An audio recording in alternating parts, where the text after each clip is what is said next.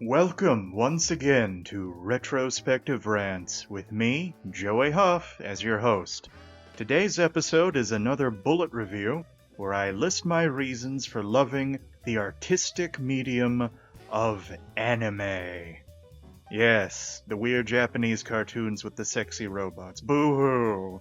But there's more to anime than that. Even if, in the 80s that was pretty much what anime was about. But besides Ghost in the Shell, anime is an entire medium of expression, with shows of every genre and quality to enjoy. And you know what? I'm going to tell you why I enjoy most of them. As I said earlier, anime is a medium, not a genre.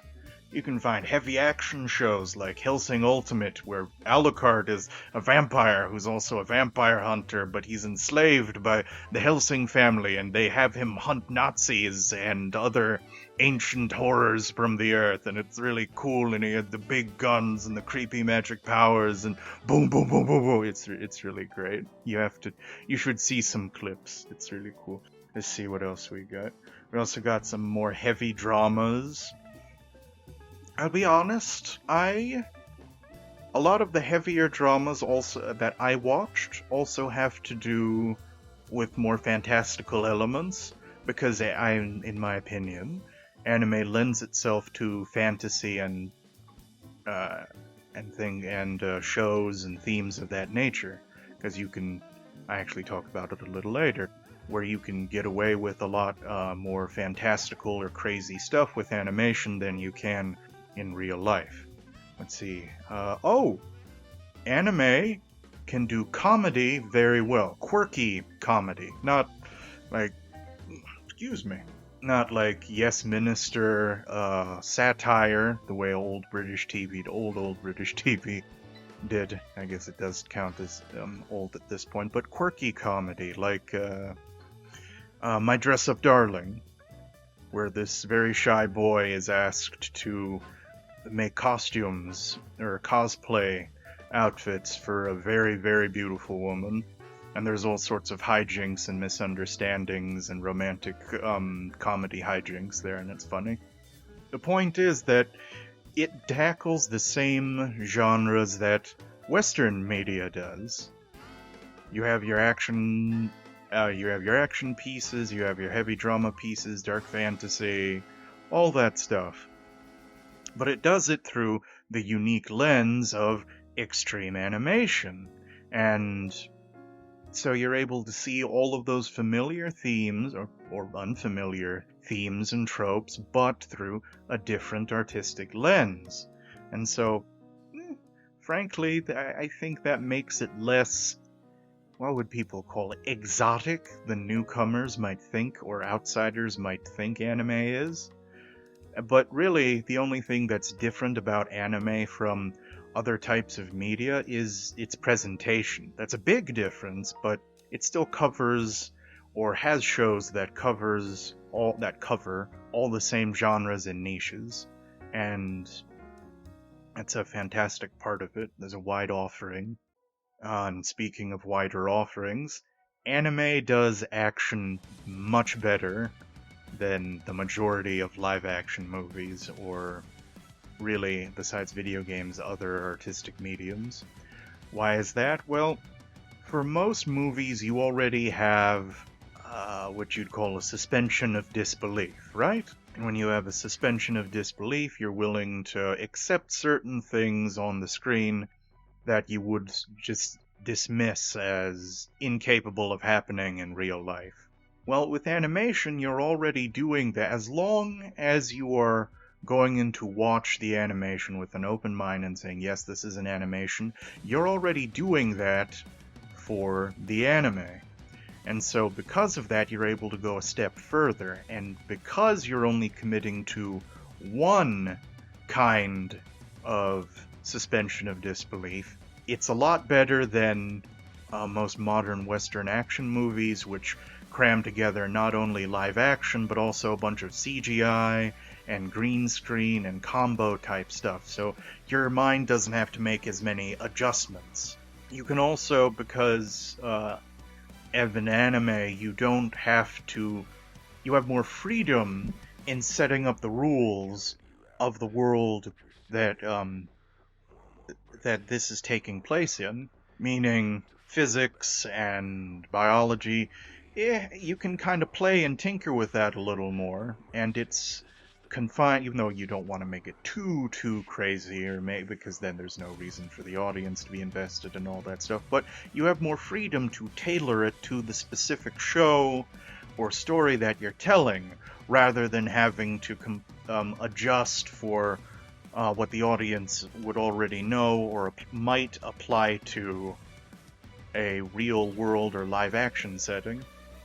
And so, for the purposes of making all sorts of death-defying, physics-breaking action, anime does that a little better than live action, in my opinion, and it's why I kind of prefer it over most action movies today. No disrespect to those stars or those stunt people who engage in real and very dangerous stunt work for really complicated action set pieces, but those are also less common than the CGI flop fests that we get today. So I stand by what I said earlier. Let's see. Oh, this is the one that everybody knows. Anime is kind of cringe. Yeah, you hear the girls in anime just go kawaii in the really high voices, or you see boys go into all these crazy action poses or shout out their attacks, and there's all sorts of monologuing, and it can be very strange to the newcomer or outsider. Except, have you considered that the outward cringe of anime, oh god, I can't believe I'm saying this, the outward cringe of anime is just a way to voice the inner cringe of humanity. Let me clarify what I mean for a moment. You've got, say you walk in, you're just minding your own business, and you stub your toe. Now, if you stub your toe in the privacy of your own home, you're probably going to scream and shout a bunch of words that I'm sure are rated G for general audiences. But if you do it in public, like on a street, and you got one of those decorative trees there, and there's a bunch of stonework around it, you stub your toe into one of the benches next to it, something like that, you're probably going to monitor yourself because you're in public. Well, the outward cringe, or what a lot of people call the outward cringe of anime, is just a hyper-extension of the real world emotions that we, as people, suppress or conceal from the general public whenever we're out in public. It's a little overcomplicated, perhaps, but I think I'm onto something here. Because when we have a crush on somebody, we kind of feel a certain way. We might feel kind of lightheaded or distracted or what have you. And we might want to say all sorts of over-poetic things like they do in anime, but we don't, because that's not cool or that's strange. So we keep it to ourselves. But they don't necessarily do that in anime, and in fact, that's what makes it kind of relatable, because it's giving a very loud, very personable recounting or presentation of those emotions, those very human emotions that we often try to moderate or push to the side. And that's one of the reasons why a lot of quiet people, not all quiet people, but why a lot of quiet people or people who may not be into conventional Western media tend to like anime, because it gives voice to their inner thoughts that they might not express all the time. That's a bit of a generalization, I know, but it's also something I've noticed. You can also do all sorts of other unexpressed cringe stuff with anime. No, not like that, but when they jump around the room when something bad happens or something really good happens. I remember when I got a part for, when I was still a student, I auditioned for a play, or one of the student or school plays, and I got a part, and I shouted out really loud, and I was excited, and there were two different reactions. One person was next to me. They were very put off by my loud response, and another person was very shocked but supportive, and they were like, wow, what a reaction. And they were very surprised, and they hugged me like, yeah, congratulations, I'm happy you're happy. But again, it was very unnatural. Whereas in an anime, that would be completely me shouting out, yes, I did it, would be completely acceptable, if not tame by comparison. And so seeing people react with that, what would you call it, bravura or grandiosity or what have you, in anime, yeah, it's kind of relatable for me and others who may feel the need to express but don't always get the chance. So yes, the cringe is actually very human, and I think that's why a lot of anime fans like it. Alright, what's my fourth bullet point here? Okay, this is one that I've been on the fence about, and even though I don't 100% agree with it, I 90% agree with it. Anime, and its sibling manga, which is the comic books, confront big ideas, like big, mature concepts about human existence, and both of those mediums cover those topics and expand on those topics in a far more mature and effective way than most Western media. The reason why I say 90% on that is that I'd say most modern Western media. We still have classic movies like The Godfather, and we have the Pride and Prejudice TV series. Yes, I like it more than the Keira Knightley movie, sue me. And all sorts of stuff. We got good comedies too. We've got Frasier, we've got good teenage, coming-of-age, young adult action urban fantasy like Buffy the Vampire Slayer. But a lot of those are more with the classic or the modern classic area of TV. They're not TV and movies, I mean. They're not current day. Whereas anime is able to do what all of those shows did consistently, and with far more consistency than most Western productions. Let's see. I guess I should give some examples, right? Well, you've got a bunch of different people trying to do like period pieces and with a twist. Like, what if the royal family had a different was multiracial or something? And that's cute, but it's also kind of just a neat idea. What is that called? Something? I don't remember. You've also got Downton Abbey, which definitely tried to capture the period piece drama of early books like the Jane Austen novels, or like Jane Austen's novels. I mean, the Jane Austen novel, but sort of like that. But at the end of the day, those are very much for entertainment or for daytime TV. It's kind of weird to say stuff like that, but it's soap opera-y. It's not high art or high storytelling. Entertaining, but not much else. However, Apothecary Diaries, which is technically a fantasy story, but it takes place in a very hyper-accurate fantasy version of China that still does a lot of period-accurate things with the culture, is a different story, because like Jane Austen's novels, it takes the protagonist, puts them in a situation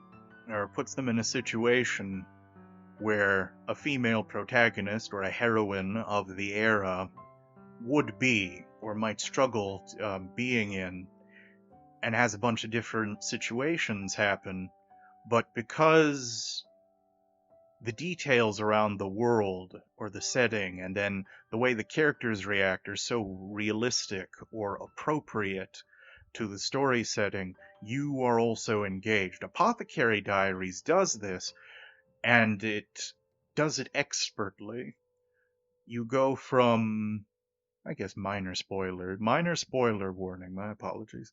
But you go from minor mysteries around the palace to around the palace where the main character is swept away to, and then this escalates to high royal intrigue, but it's all within the confines of the rules of this of this very distant and almost mysterious setting, even though it's based on very accurate or at least believably, what would the historically authentic, there we go, on very historically authentic rules and precepts.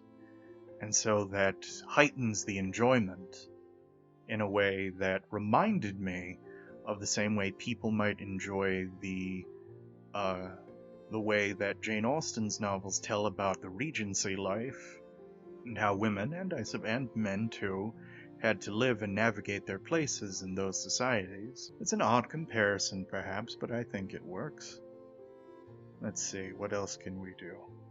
Oh, Ascendance of a Bookworm is a good one. You get a grown woman, but she dies tragically, and she spent her entire life wanting to be a librarian, and she researched all manner of topics and facts and knows all of them by heart, and then she dies, but her soul is transported away to a fantasy world where she now inhabits the body of a child who is very sickly and about to die, but sort of gets a new life now that this woman has not taken her place, but inherited her place, and so they both get a new lease on life in that way. Now, the reason why Ascendance of a Bookworm I would call more high entertainment or high art, what have you. Not high entertainment, high art sounds kind of pretentious, but high entertainment is because it teaches the value of knowledge and education while also showing the very real consequences that putting that knowledge to use has on this very well-defined fantasy community. Like what would happen if medieval peasants finally just suddenly, not with like the logical technological progression, but suddenly found out how to do all sorts of futuristic, well, for them, futuristic or modern day tasks. And Ascendance of a Bookworm expands on that and covers those topics brilliantly, while also making the cast endearing through their investments in this world and how it works, or in some cases doesn't work. There's a lot of character drama here as a result of all these new changes that the main character brings. They all have different reactions to it, and it's fascinating to watch, and it's also fascinating to watch her change when other people try to either slow her down or give her a different perspective on their reactions to the changes she brings. And she tries to, this is again a minor spoiler, but one of the first things she does is make shampoo. Easily a makeable and affordable shampoo in fantasy Middle Ages. And she decides to sell it. She does actually some pretty good negotiating tactics. She decides to sell it through one of her mentors, who's another merchant, and she's a bit dissatisfied at the prices, not because she wants more money, but because it seems like the guy is cheating people. But because this is the first time anybody has made any shampoo, the merchant guy has to explain, these are rare luxury items. If you don't have an appropriate pricing for them, you will crash the economy. And that was really fascinating and well thought out reasoning for this character and to the realism and immersion that one could have in this fantasy world. That's just one example, but it's really cool, I thought. And it also made me think how many Western media projects would care that much to think that much about, these sorts of things. Even something I like to consider myself a writer, but even I would tend to get lost on certain plot points and I forget very basic things like this that lend to the character drama and the immersion in the world. And think about also how the other ways that so many Western media projects try to immerse you or get your investment. Just sort of cheap talking points and social media politics. I say social media politics because, unfortunately, there's the difference between that and real politics. And they use those talking points and they shout them across the marketing and through the movie, and it's just, it gets your attention, but it doesn't make you like the movie. Or the deepest they'll go as far as deep thinking is, oh, what if the good guys were actually the bad guys, which is most of modern Star Wars these days. I mean, that's hardly invigorating compared to, say, everything I just talked about with Ascendance of a Bookworm or Apothecary Diaries. Those are relatively new shows rather than big classics that people tend to like, but they're doing pretty damn well. And they're very good examples of anime and shows that people should watch, in my opinion. Alright, that was a big one. Last bullet point. Anime is what fiction should be. It's what people who like fiction want fiction to be. You take real world emotions and circumstances, things that happen in life, and then you paint them through an artistic lens, and you show it to people with the intention of making them feel something. Not a particular something necessarily, and you're not trying to make them think a certain way, but you're just trying to provoke a reaction according to whatever show you want to make. We watch anime and we don't feel preached to. We feel entertained and we feel moved, we feel sad, we feel invigorated, all that type of stuff that people used to like in Western shows. We cheered when Aragorn cut the head off of Lurtz in the first Lord of the Rings movie, excuse me again. And we cheer when Saber from Fate Stay Night makes a giant energy blast with Excalibur while shouting the sword's name and she destroys a giant evil monster. We kind of go, "Aw, that's cute," when Angel and Buffy had a cute moment together. A lot of bad things happened after season 2. But when there's a cute romantic moment between couples together, and we're like, "Oh, that's cute." When we saw, oh yeah, I mentioned them already, but I'll mention them again. Yeah. When we see Evie and Rick from The Mummy, and we see them together, we think that's peak romance, that's so cute. Well, we also watch that in anime also. Now, let's see, what's a good romance anime? I don't watch a lot of romance anime, but I will make time if it's really funny. Rom-com anime can be very funny. I guess if you wanted to push me, I'd say My Dress-Up Darling. You see Marin and Gojo together, and you're just like, "Oh, they're so cute together," and you want them to get together. And it's not a will they, won't they thing. It's just oh, well, they're figuring it out sort of thing. And that's nice. Let's see. Oh, so it's more romance, I guess. But we saw in Frasier when Daphne and Niles kind of dancing around each other. Daphne being supposedly ignorant of Niles' crush on her, and Niles never having either the opportunity or the nerve to act on it until season 7, the end of season 7.